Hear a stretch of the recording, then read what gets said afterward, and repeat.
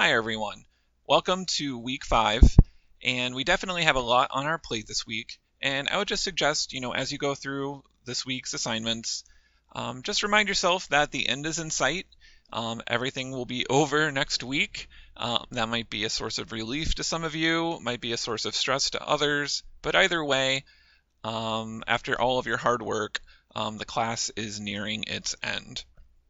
So what I'm going to do is go through and provide just an overview of the assignments we're doing this week and hopefully provide you with some helpful tips that'll help you get them done successfully.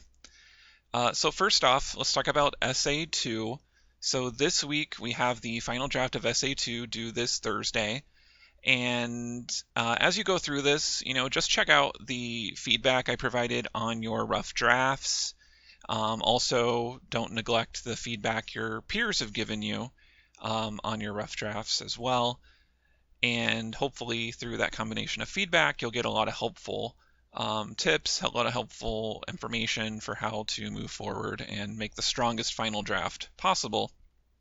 In addition to the rough draft feedback and the peer review feedback, also, take advantage of the other resources on Blackboard.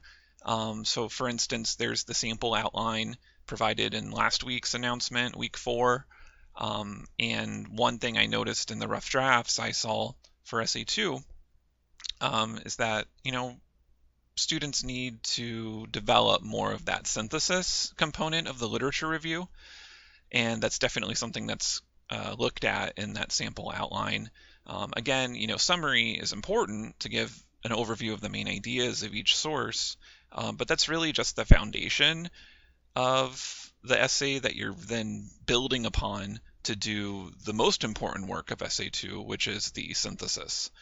And for that synthesis, you definitely need to devote entire paragraphs to providing synthesis of the sources, demonstrating areas where the sources agree, disagree, overlap, contrast, and that's definitely something you don't want to neglect. Also, keep in mind that for Essay 2, there's also the Revising Your Literature Review PowerPoint, the sample essay. So there's a few resources provided for Essay 2 on Blackboard that you should definitely check out as you finish that up. Moving on to Essay 3. So the rough draft for Essay 3 is due this week. And before or as you work on that rough draft to submit it this Wednesday, take a look at the feedback I provided on the Essay 3 research proposal. For the most part, everyone's moving in the right direction, but there are some instances where the topic really needs to be narrowed a bit more.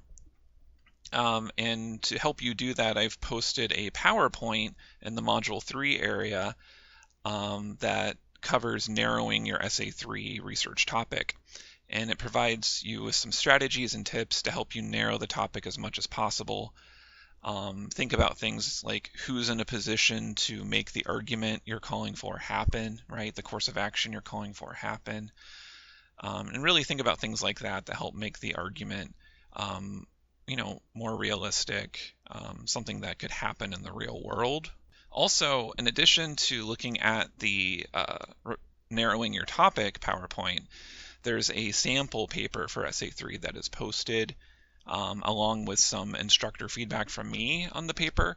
And in that feedback, I talk about, things that the student is doing well in the sample, but also areas where, you'd want to make some changes if you're submitting it for our class.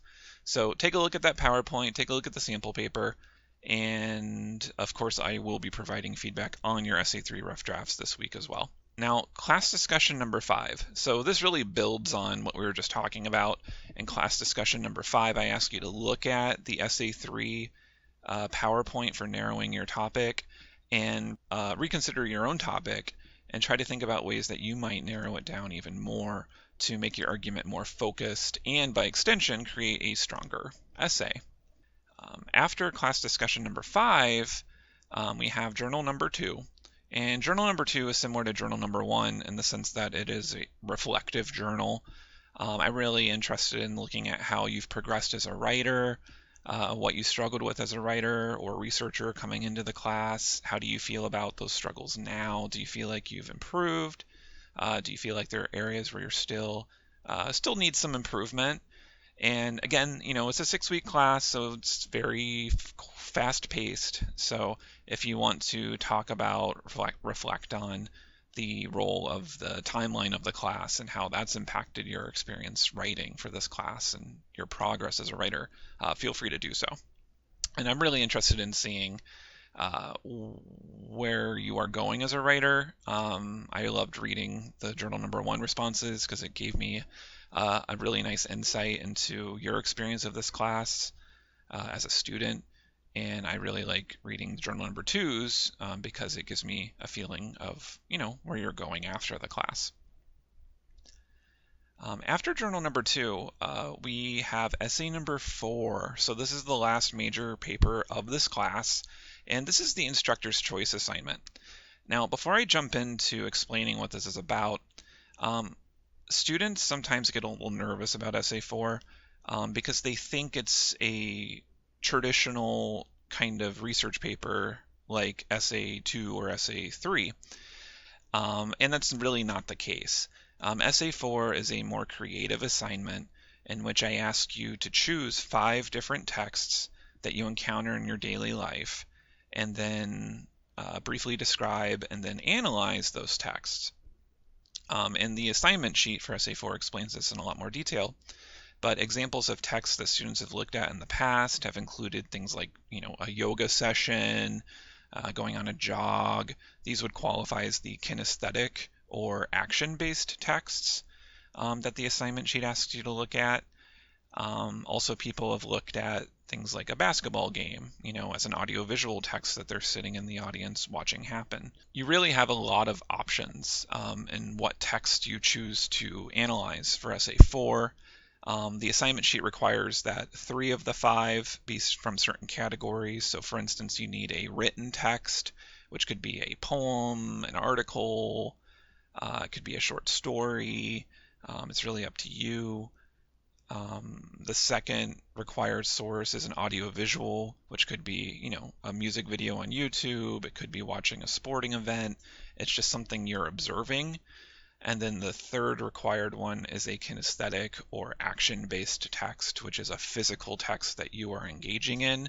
So preparing food, doing a workout, even things like walking, sitting. These are all different physical activities, physical texts that you can analyze for some kind of meaning, right? And then the other 2 of the 5 are really up to you. You can choose whatever you want to analyze for those. Now, obviously, this is a creative assignment, so when I grade you on it, I'm not going to be looking for the right or wrong answer, in your analysis. There really is no wrong answer for Essay Number 4. What I'm interested in is just seeing you creatively engage with these different texts, non-traditional texts, and seeing what you come up with, seeing how you interpret them and how creative you are. And also, my grading will focus on really basic categories. So grammar, you should proofread your essay. Length, right? I'm looking for 1 page per text, so that's 5 pages total. Works cited page and in-text citations. So if you use text like a YouTube video or an article, these are texts with authors. These are texts that you can document. So you need to use in-text citations and a works cited page for text that you can document. But if it's a text like, for instance, you go to a sporting event and describe as an audiovisual text the game, that's not really a documentable source. So you wouldn't need to worry about including an in-text citation for that or including a works cited reference for that. So if you're unclear about what can or can't be documented, let me know. But in general, students use common sense for this, and if you cannot find an example of how to document it in the MLA documentation guidelines on Blackboard, chances are you're not going to need to document it. But just let me know if you have any questions about Essay 4 or anything for that matter. But try to have fun with it. Don't stress out too much about it. Students tend to do really well in Essay 4 as long as they follow those basic instructions. Now, last thing And a very, very important thing we need to talk about is the final portfolio review. So the English department at University of Findlay requires that all English 106 classes engage in portfolio review at the end of the semester. So normally, we'd have a couple weeks to go over this, but because it's a 6-week class, we're gonna cover it all now, and you're gonna have to submit that portfolio next Wednesday, July 26th. So on Blackboard, there is a handout provided by the English department with written instructions and images to help you submit your final portfolio. Now, in addition to that handout, I've also provided some supplemental instructions. And again, those instructions really are supplemental to the handout. The handout is the official guide for submitting your portfolio. But the supplemental instructions include some helpful information like how to label your sources, as well as what to title your portfolio. So definitely check those out in combination with the department handout.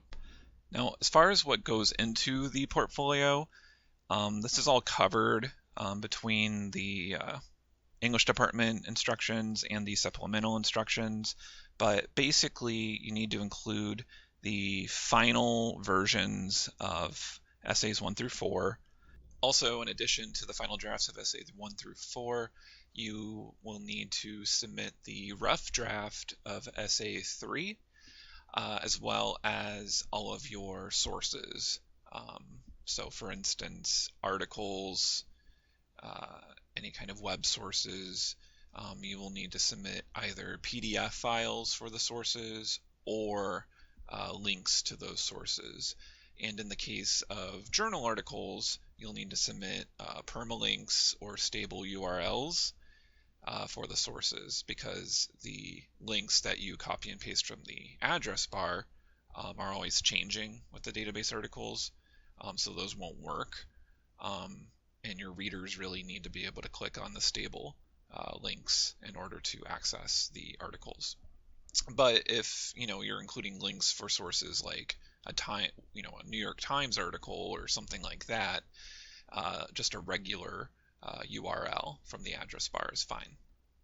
And again, instructions for submitting sources are included in the department guidelines and in the supplemental information that I provided. So check it out. What'll happen is I will look at essays 1 through 3, and I will average your grades for essays 1 through 3. And if your average grade for those essays is 80% or above, then you're good, and you can receive at that point the grade you have on Blackboard for this class, the final grade. However, if the average of essays 1 through 3 is below 80%, then what will happen is your portfolio will be reviewed by the English department, and they will decide if it meets the requirements to pass English 106. So it's in your interest to, make sure these final drafts that you're submitting, are as strong as you can possibly make them, so that your average will be above 80%, and you won't need to worry about going to a department review. If you have any questions about this, please let me know. I think it sometimes sounds a little more complicated than it really is. Really, the main thing you need to worry about is, doing as well as you can on these final assignments and making sure you submit your portfolio correctly. And also make sure you email me if you have any questions. So the last thing we need to talk about are the Essay 1 and 2 revisions. So I am finishing your feedback or grades for Essay 1, the final draft. And when you get those back, you can decide if you want to revise that for a higher grade. And if you do, you can just submit that to the original final draft Dropbox for the assignment next Wednesday, July 26th, by the end of the day. So those revisions will be due along with your other final assignments. And that same thing goes for Essay 2. So when you submit the Essay 2 final draft this week, I will get those grades back to you within a day or two. We'll have a quick turnaround with that, and then you can decide if you want to revise it or not for a higher grade. And when you submit your essays for your final portfolio, you want to make sure that you include the revised versions, of course, of those essays if you chose to revise them. And again, to revise for a higher grade, for essays 1 and 2, the only requirement is that you submitted the original final draft on time. And that's covered in the course syllabus. Also, I ask if you do revise for a higher grade, just make sure to email me and let me know, so I can keep track of whose essays I need to look at again. And if you don't revise for a higher grade, then don't worry about it. So let me know, email me if you have any questions or you need any more clarification about this. But again, it's all covered in the documents posted to Blackboard, so definitely read through those really closely. So with that being said, best of luck this week. I know it's a lot of work, but again, the end is in sight, and you've worked really hard in this class. And I'm really happy with all the work we've been doing. And I just encourage you to end on the strongest note you can. So best of luck, and I will touch base with you again next week.